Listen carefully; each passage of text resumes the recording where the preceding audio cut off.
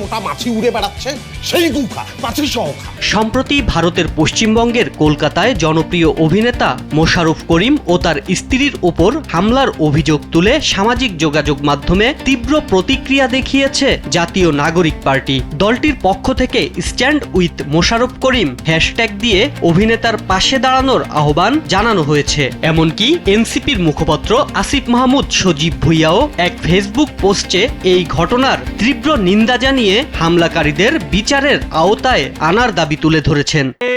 আমার মনে হয় পাবনা চলে যাও তোমার সবচেয়ে ভালো হয়, কিন্তু তুমি তো যাইতে পারবে না। ছড়িয়ে পড়া গুঞ্জন অনুযায়ী কলকাতার নিউ মার্কেট এলাকার কস্তুরী হোটেলের সামনে মোশাররফ করিম ও তার স্ত্রীকে লক্ষ্য করে আওয়ামী লীগের কিছু লোক গালাগালি করে এবং চড়াও হওয়ার চেষ্টা করে। আসিফ মাহমুদ তার পোস্টে উল্লেখ করেন, 2024 সালে আগস্টে শিক্ষার্থীদের 9 দফা দাবির পক্ষে অবস্থান নেওয়ার কারণেই আওয়ামী লীগ দেশের বাইরে গিয়েও এই হামলা চালিয়েছে। তবে সামাজিক যোগাযোগ মাধ্যমে ছড়ানো এই দাবির পক্ষে কোনো ভিডিও বা ফুটেজের সত্যতা স্বাধীনভাবে যাচাই করতে পারেনি কালবেলা। কপালের উপর লাথি দিয়ে নেটওয়ার্কের বাইরে হালাই দেবো। এদিকে এই হামলার খবরকে সম্পূর্ণ ভিত্তিহীন ও অসত্য বলে উড়িয়ে দিয়েছেন স্বয়ং অভিনেতা মোশাররফ করিম এবং তার স্ত্রী। গণমাধ্যমকে দেওয়া এক বক্তব্যে অভিনেতার স্ত্রী স্পষ্ট করে জানান, সামাজিক যোগাযোগ মাধ্যমে প্রচারিত হামলার খবরটি মোটেও সত্য নয়। তাদের সাথে এমন কোনো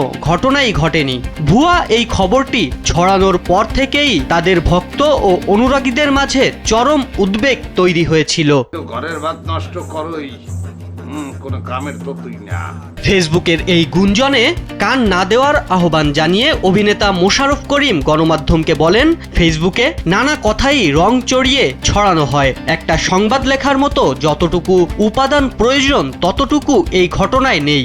বলতে গেলে তেমন কিছুই ঘটেনি। এই বক্তব্যের মাধ্যমে অভিনেতা পরিষ্কার করে দিলেন যে কলকাতায় তাদের ওপর কোনো ধরনের অপ্রীতিকর ঘটনা ঘটেনি এবং তারা সম্পূর্ণ নিরাপদ রয়েছেন।